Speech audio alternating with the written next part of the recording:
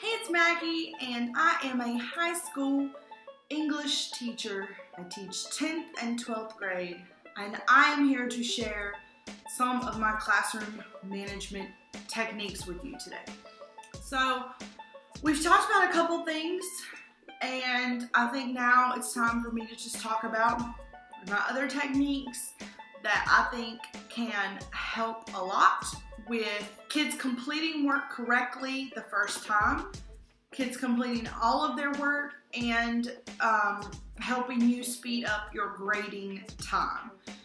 And that is, are you ready for it? Checking a kid's work before they turn it in. So I'm going to start by telling you a story to kind of share the importance of this tip. What is my hair doing? All right, here's the story. I teach seniors. And seniors in our county do a graduation project, which I've talked about 500 times, but it is an argumentative research paper, a 5 to 7 minute presentation in front of judges where they ask questions and present, and then a portfolio filled with a bunch of other things besides just the paper. So, there are a lot of portions to this whole process, and if you have a senior class, it's a lot to grade. It's so much to grade. In the past, when I have had a senior class, I have them turn in every single portion of this portfolio because I want to look at it. And what I would end up doing is they would turn it in, and then I would spend my whole Saturday and Sunday and Friday night grading all of this stuff. Now, there's nothing wrong with that, but here's the big problem. You bring it all home to grade, right? And they've done it wrong. So the question then is, now what do you do? Now what do you do when you've brought all of this home to grade and it's either all completely wrong and you can't even really put in the grade because it's so wrong, and they really need to redo it. It puts a hitch in your get along, as a Southern teacher would say. And I don't have time for hitches in my get along. So that's one example. So let me tell you how you can use this tip to change that whole story. Now what I do for those seniors is every single portion of that graduation project, they have to sit down with me at my table and show me what they have done. That's it. One of 3 conversations that we will have. Number 1, great, perfect, turn it in. Done. That conversation is a nice one to have because, number 1, the kid knows that they've done everything right and now they have confidence in turning it in. And number 2, I now know that that child has done it correctly and I can check them off in my brain as having it done and turned in. The second, I couldn't count, the second conversation that might happen is, close, let's fix something. And that is the most common conversation that's happening.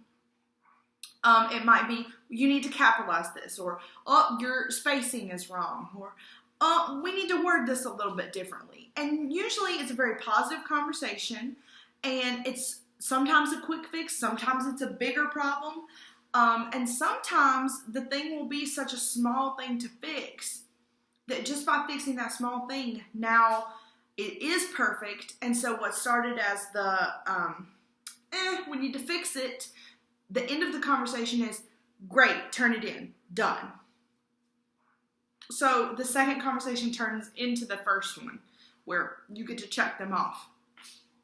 Now sometimes that second conversation about the thing that they need to fix is a bigger thing. So maybe they have done every citation in their paper wrong.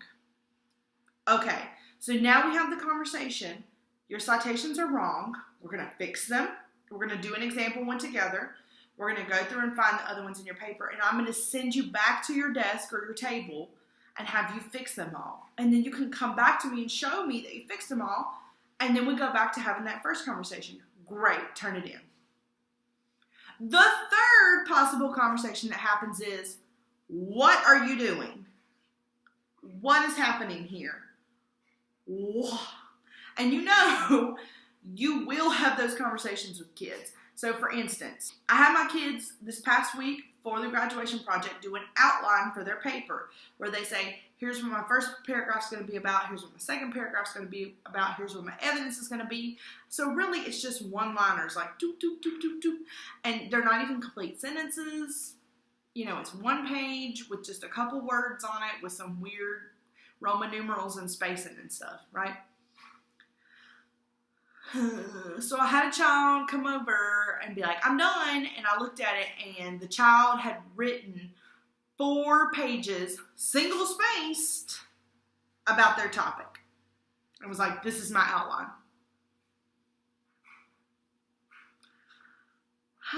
So our conversation was, wow, you have done way more work than you needed to. Let's figure out what's happening here. So here's the reason why I really like this classroom management technique. By telling the kids, you are going to have to show me what you have done before the end of class and let me check it. I'm doing a couple things.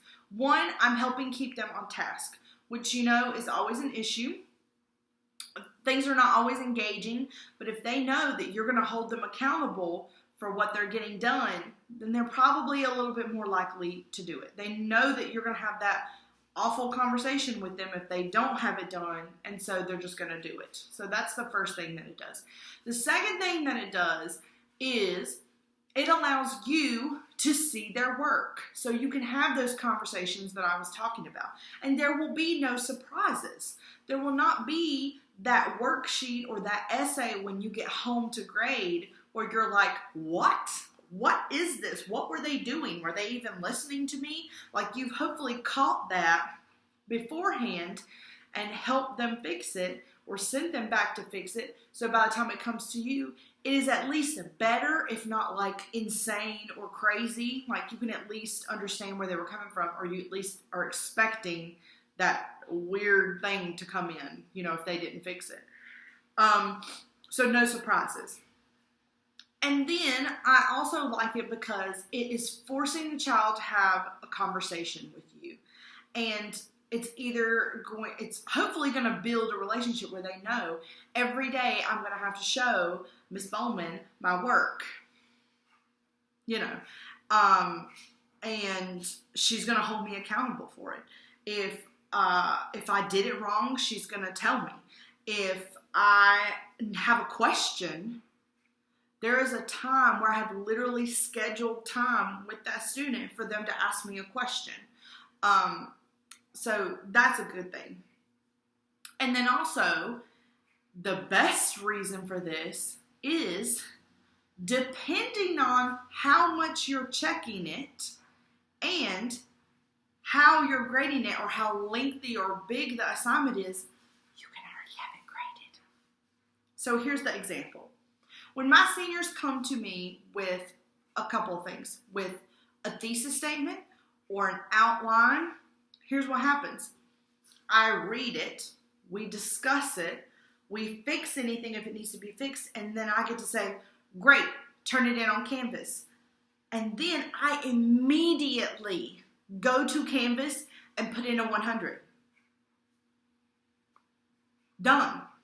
Which means the only ones that I have to grade later are the students that didn't get it done and didn't get to have a conversation with me, which is usually a few, or a child that was absent and is having to do it as makeup work. Done. So instead of having 60 thesis statements that I have to sit down and craft Because you know the thesis statement is never perfect the first time. Like, it needs to be reworded, and they need commas, and it's got to be one sentence, and all this kind of stuff.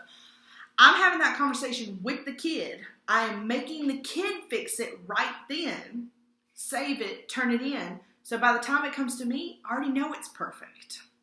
100. Done. And it makes my life so much easier. To catch these problems before they turn something in is like the best thing I've ever come up with.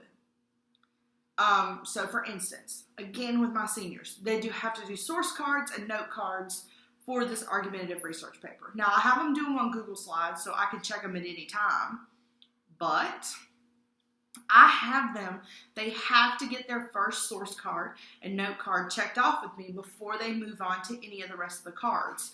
And the reason I do that is because if they don't do the first source card and the first note card correctly, then they're not ready to move on to the next set. So they have to sit with me and I say, yes, this is perfect, or everything is right except for your source number, or everything is right except for this needs a period, or whatever. Instead of having them go through and do all of them and then come and show me and I'm like, oh my God, you did all of them wrong. That's a lot more work for you and for the student. So you may be saying, how do you have time to have all these conversations with these students?